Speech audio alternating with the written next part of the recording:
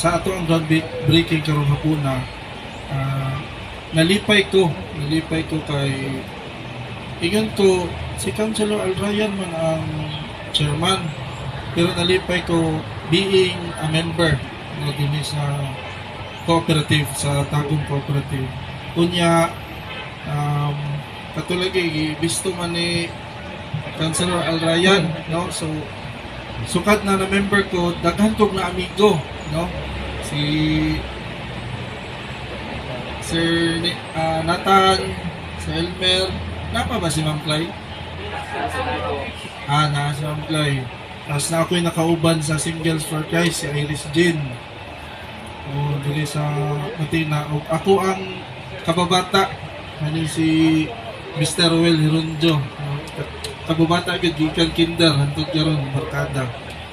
So, naminaw po ko kanina sa storya sa ato ang mga BODs. Dugay na din na-acquire ang property, no?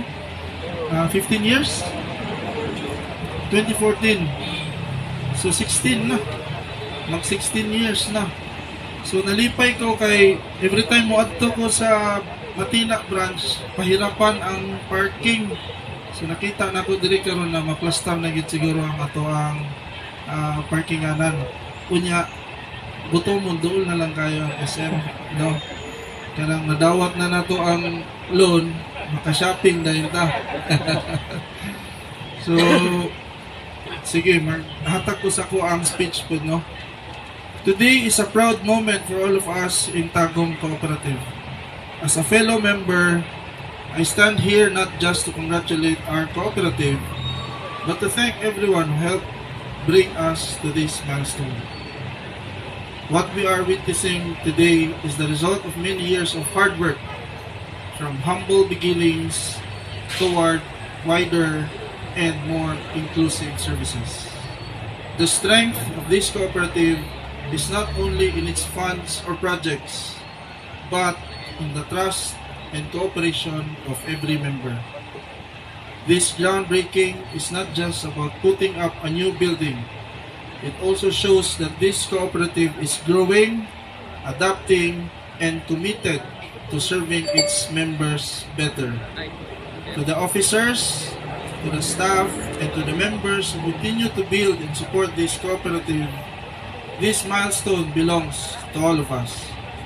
Punta padayon ta magkahiusa ug magtinabangay para sa kalumpuan sa atuang kooperatiba. May we also continue to strengthen our cooperative through active participation, honest service, and responsible management. As the construction begins today, may this project progress without delay, and may this branch become a place of opportunity and development for everyone it serves. Congratulations once again, and daghang salamat. May hapon ka tanan.